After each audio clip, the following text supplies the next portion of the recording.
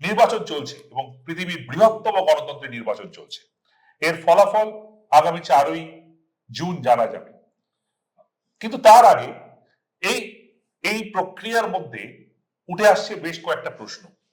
আমি পশ্চিমবঙ্গে নিয়ে রেখে যদি বলি, আমরা যদি ওয়েস্ট বেঙ্গল পলিটিক্সটাকে এখানে মূলত সামনে রাখি আজকের বিষয়কে, সেখানে একটা বিষয় যেটা বারে বারেই উঠে আসছে বা উঠে আসা উচিত, অতটা উঠছে না, সেটা হচ্ছে সিপিএম কংগ্রেস কি এবার কামব্যাক করবে? পশ্চিমবঙ্গে যদি আপনি পলিটিক্যাল স্ট্রাকচারটা দেখেন, এটা সবসময় খানিকটা দুরকম, দুটো দলের দ্বিদলীয় একটা বিষয়। এক সময় কংগ্রেস সিপিএম বা কংগ্রেস, আমি লেফটটাকে পুরোটাই সিপিএম এর সঙ্গে একসঙ্গে করে ধরছি প্রিডমিনেন্টলি, তারপর কংগ্রেসকে রিপ্লেস করলো তৃণমূল এবং তৃণমূল লেফট, তারপর লেফট বা সিপিএম যখন চলে গেল সরকার থেকে 35 বছর পর, ধীরে ধীরে বিজেপি লেফটের জায়গাটা নিয়ে নিল। তাহলে এখন মোটামুটি তৃণমূল এবং বিজেপি, এবং গতবারের নির্বাচনের যে ফলাফল আমরা দেখছি বা যে ভোটিং পার্সেন্টেজ দেখছি, কংগ্রেস 5.7% মতো ভোট পেয়েছিল এবং সিপিএম পেয়েছিল 6.3। কংগ্রেস সিট পেল, সিপিএম একটি সিটও পায়নি গত বছর। এবারে আবার দুটো দল একসঙ্গে নির্বাচন করছে। তারা অনেকবারই এর আগে চেষ্টা করেছে, বেশিরভাগ সময় ব্যর্থ হয়েছে, কিন্তু বোধহয় তারা বুঝতে পারছে একে অন্যকে ছাড়া এই অবস্থায় তাদের করতেই হবে। কিন্তু এটা কি ওয়ার্ক করছে? এই কংগ্রেস সিপিএম এর যে যৌথ উদ্যোগ, এই যুগলবন্দি পশ্চিমবঙ্গের রাজনীতিতে, সেটা কি ওয়ার্ক করছে? বা আরো গুরুত্বপূর্ণ প্রশ্ন, এবার কি ওয়ার্ক করবে? সেইটা আজকের আলোচনার বিষয়। এবং আমার সঙ্গে আলোচনা করছেন এমন তিনজন সাংবাদিক যারা বহুদিন ধরে পশ্চিমবঙ্গের পলিটিক্যাল ডিসকোর্সকে সামনে রেখে দেখছেন। শিখা মুখার্জি, অমল সরকার এবং গুরুশীল দাশগুপ্ত, আপনাদের সবাইকে ধন্যবাদ আজকের এই এপিসোডে আসার জন্য। আমি শিখাদি, আপনি লেফট পলিটিক্স খুব ক্লোজ থেকে দেখছেন বহুদিন ধরে, এটা কি ওয়ার্ক করছে আদৌ? মানে let go to the point straight, যে এই লেফট সিপিএম কংগ্রেসের যে যৌথ একসঙ্গে চেষ্টা, অধীর চৌধুরী মোহাম্মদ সেলিমের হাত তুলে ধরছেন, is it working at all? এখানে হলো 42টা সিট, রাইট? 42টা সিটের মধ্যে অধীর চৌধুরী তার সিটটা বাঁচিয়ে রাখতে পারবে কিনা, এবং সিপিএম এর কিছু সিট, মানে it boils down to that point. It is boiling down. It is already there. I'm not saying it is boiling anywhere. It is already there. This is where we are. যে অধীর চৌধুরীর একটা seat আছে, আর CPM এর কোনো seat নেই। 2021 রাজ্যসভা রাজ্যের যে নির্বাচন হয়েছিল তখনই কিছু নেই, একটা বিধানসভা সিট ছিল, উভয় পার্টিরই। ফলে এখন যে সিচুয়েশনটা 2-4 হচ্ছে কিনা, সেটা হলো একেবারে আসল কথা। তার কারণ ভোট যতক্ষণ না ট্রান্সফার হচ্ছে ততক্ষণ এটা কতটা কার্যকরী হচ্ছে সেটা বোঝা মুশকিল।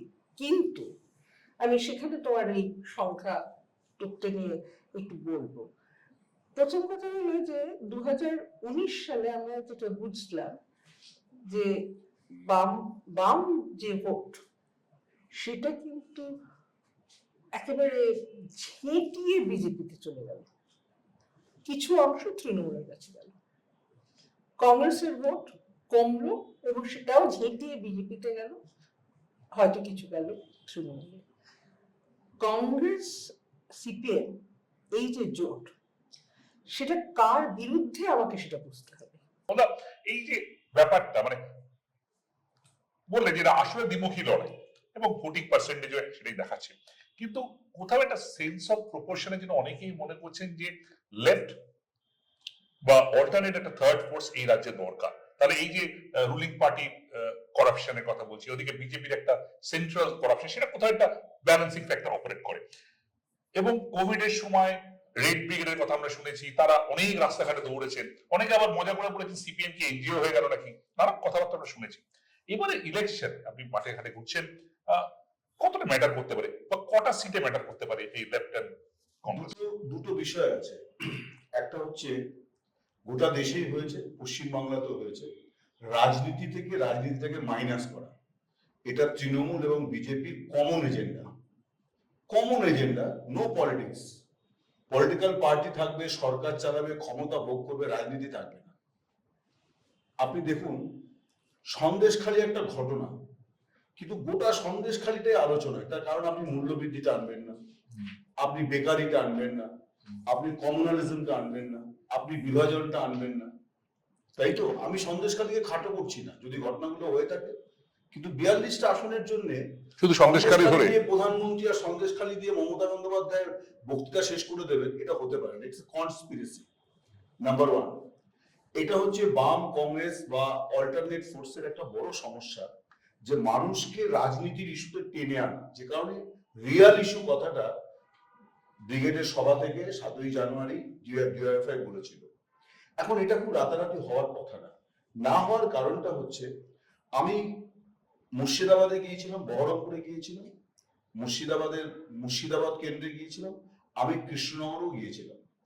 ডিফারেন্স হচ্ছে, আপনি কংগ্রেস বিজেপির জোটটাকে মুর্শিদাবাদে দারুণ দেখবেন, মনেই হবে না যে কংগ্রেস সিপিএম জোটটাকে আপনার দারুণ মনেই হবে না যে এরা স্বাধীনতার পর থেকে 50 বছর নিজেদের মধ্যে লড়াই করেছে।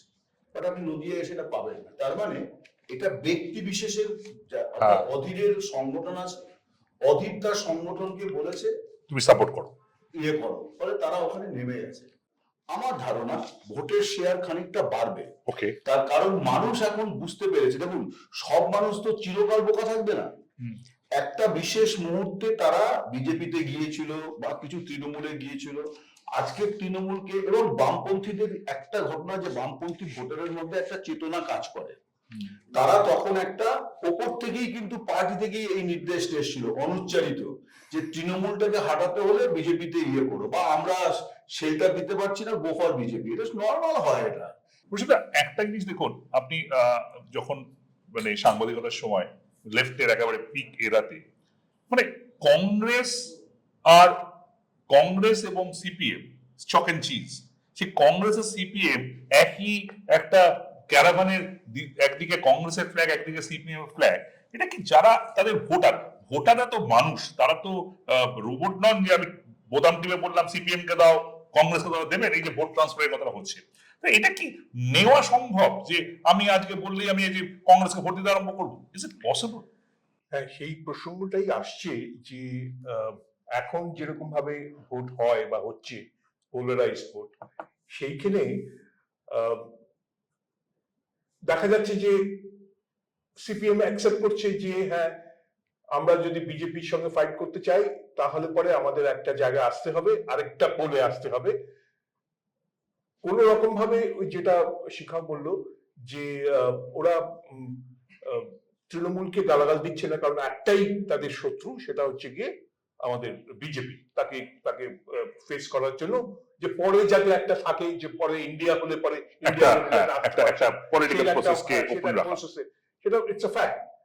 আবার একটা জিনিস যেটা তুমি বললে, যে আমরা যেটা দেখেছি যে 77 অনওয়ার্ডস যে কংগ্রেসকে ডিফিট করে যে বিরাট ভাবে লেফটে এলো, সেটা তখন থেকে যেই সাসপিশন এবং দি বলা যায় হেট্রেড অ্যাবাউট কংগ্রেস যে লেফটের মধ্যে ছিল, সেটা একেবারে পুরোপুরি উবে গিয়ে আবার দুজনে একসঙ্গে হাত ধরাধরি করে করবে, মানে সেই ট্রাস্টটা আদৌ এসছে কিনা আমার খুব সন্দেহ আছে। হ্যাঁ, তবে প্রয়োজনটা ওরা বুঝতে পারছে যে আমাদের যদি আমার মনে হয় এই প্রয়োজনগুলো আগেই বোঝা উচিত ছিল। শুধু এটা নয়, একসঙ্গে আসা নয়, আরো অনেকগুলো জিনিস এর মধ্যে ভুল করেছে, যেটা যার জন্য অমল যেটা বললো যে ভোটের হয়তো সংখ্যা বাড়বে, মানে পার্সেন্টেজ বাড়বে, কিন্তু এরা ফাইনালি সাকসিড করবে কিনা in terms of number, actual winning seats, সেটা খুব সন্দেহ আছে।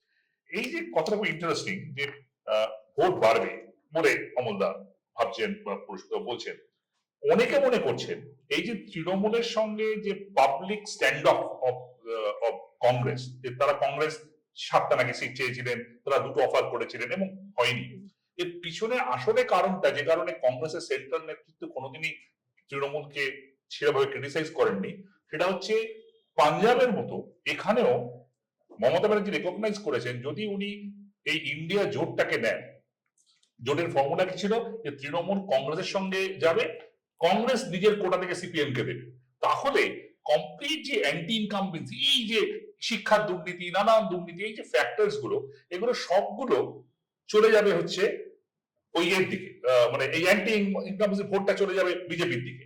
সেইটা না হয় যাতে, এই অ্যাডভান্টেজটা পাওয়ার জন্য এইটা রাখা, মানে এই public stand of is one thing, the political প্রসেসে এটাই কারণ যে let encourage the left and Congress. হয়তো বা অনেকে বলছেন, এগুলো সবাই বলা শোনার কথা, যে একটা মোহাম্মদ সেলিম জিতলে, একটা অধীর চৌধুরী জিতলে আমার পাবলিক স্ট্যান্ড অফ যাই হোক খুব খারাপ কিছু হবে না, রাদার সারা পশ্চিমবঙ্গের ভোট ভাগ হওয়ার থেকে। এইটা কি মনে হয়, খুব কুইকলি আপনি রেসপন্স? এটা আমার মনে হয় শুধু পশ্চিমবাংলা কেন, এই নির্বাচনে বিভিন্ন প্রদেশে এই একই স্ট্র্যাটেজি কাজ করছে। ফলে ভোট ভাগাভাগির চেয়ে তারা চাইছে যে অ্যান্টি ইনকামবেন্সি ভোট, সেটা যাতে অ্যান্টি বিজেপি ভোটটা নিজেদের মধ্যে ভাগ করে নিতে। আর তৃণমূলের বেস কোর স্ট্রেংথটা অনেক বড়, সেই জন্য তাদের জেতার প্রবণতা বেশি।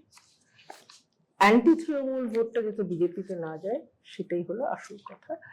সিপিএম যদি ভোট ফিরিয়ে আনতে পারে তাহলে আরো বিজেপির বিপদ। আমি একটাই বলবো যে এটা কিন্তু একটা স্ট্র্যাটেজি, এটা একটা নির্বাচনী স্ট্র্যাটেজি, এবং এই স্ট্র্যাটেজি কাজ করা দরকার। সিপিএম কংগ্রেস এরা একসময় আমরা বলতাম ন্যাচারাল অ্যালাইজ। 1996 আমরা দেখেছি তারা একসঙ্গে কাজ করেছে। ফলে এটা যে একেবারে অসম্ভব তেমন নয়, তাও নয়। ওনার একেবারে শেষে আইএসএফ ফ্যাক্টর একটু তুললেন। আইএসএফ এক সময় প্রায় কাঁধে কাঁধ মিলিয়ে নির্বাচন করেছিল, এবং সিপিএম মনে করছিলেন, এবং ব্রিগেডে আইএসএফ কে যথেষ্ট গুরুত্ব দেওয়া হয়েছে, এবং আইএসএফ এর থ্রু দিয়ে মুসলিম ভোট যেটা তৃণমূলে চলে যাচ্ছে সেটা পাওয়ার একটা কথা ভেবেছিলেন। কিন্তু কংগ্রেস অ্যাকসেপ্ট করছিল না, কংগ্রেস অ্যাকসেপ্ট করছিল, ওই ময়দানে মিটিংই রাখা গেছে, ওখানে সেটা কাউন্টার হয়েছিল, এই আইএসএফ ব্যাকআউট করল। তো এটার জন্য মানে এটা কি মানে ধরুন মালদা, মুর্শিদাবাদ, যেখানে একটা মুসলিম ডমিনেটেড ভোটিং আছে, এই আইএসএফ এর ব্যাকআউট করাটা কি সিপিএম কংগ্রেসের যে জোট, সেই জোট প্রক্রিয়ায় যতটাই বা হচ্ছিল, সেটাকে আরেকটু দুর্বল কথাও করলো? না, আমি তা মনে করি না। তার কারণ হচ্ছে যে আইএসএফ প্রথমত ওই দক্ষিণ 24 পরগনার কিছু এলাকা, হুগলির কিছু এলাকা, এটা হচ্ছে ফুরফুরা শরীফের এদের কোনো প্রভাব, এবং যেটা আমরা অন্য রাজ্যে কি আছে আমি এরকম বলবো না, কিন্তু পশ্চিমবঙ্গে এখনো পর্যন্ত আমরা যদি স্বাধীনতা পরবর্তী রাজনীতিটা দেখি, তাহলে বরকত গনি খান চৌধুরী কখনো মুসলিম নেতা ছিলেন না। আমাদের কি বলে আব্দুল মান্নান কখনো মুসলিম নেতা ছিলেন না, এই পশ্চিমবঙ্গে এটা হয়নি কখনো, ঠিক আছে? সো আইএসএফ বলে একটি দল, তারা হঠাৎ করে মুসলিম স্বার্থে নামবে, আসাউদ্দিন ওয়েসি হয়ে যাওয়ার মতো জায়গায় তারা নেই। এই যে জোট নিয়ে যে মানে জোটের ভবিষ্যৎ নিয়ে যে কথাবার্তা, আমার যেটা মনে হয় এখানে দুই দলের মধ্যে একটা ফাঁকিবাজি আছে। ফাঁকিবাজিটা হচ্ছে ভোটের সময় হ্যান্ডশেক। হ্যাঁ, আপনাকে কিন্তু শিক্ষা দুর্নীতির আন্দোলন থেকে শুরু করে আবাস দুর্নীতি, 100 দিন, আপনাকে সবগুলোতেই যৌথ আন্দোলন করতে হবে। যে মডেলটা এনেছিলেন হচ্ছে আব্দুল মান্নান, এবং মাঠে আমরা দেখতাম আব্দুল মান্নান লড়াই করছেন, বিকাশ ভট্টাচার্য মামলা লড়ছেন। এটা সম্ভব তখনই যখন আপনি নন ওয়ার সিচুয়েশনে, পিস পিরিয়ডে আপনি যখন একসঙ্গে লড়াই করবেন, তাহলে সেই জয়েন্ট এক্সারসাইজ আপনার হবে। এইটা তো পশ্চিমবঙ্গে হচ্ছে না। আপনি তো পলিটিক্যাল জোট করছেন না, অ্যালায়েন্স করছেন না, আপনি ইলেকট্রাল অ্যালায়েন্স করছেন। পলিটিক্যাল অ্যালায়েন্স, ধান্দাবাজি অ্যালায়েন্স পরিষদা। এবং সত্যি সত্যি আপ যেমন একটা থার্ড ফোর্স হিসেবে দিল্লিতে বা পরবর্তীকালে পাঞ্জাবে এলো, এবং এই যে কংগ্রেস বিজেপির একটা যে দুরকমের একটা পলিটিক্স, সেটাকে কোথাও একটা সেন্স অফ ব্যালেন্স বা সেন্স অফ ডিরেকশন দিল, সেটা কি আপনাদের পশ্চিমবঙ্গে সম্ভব বলে মনে হয় না?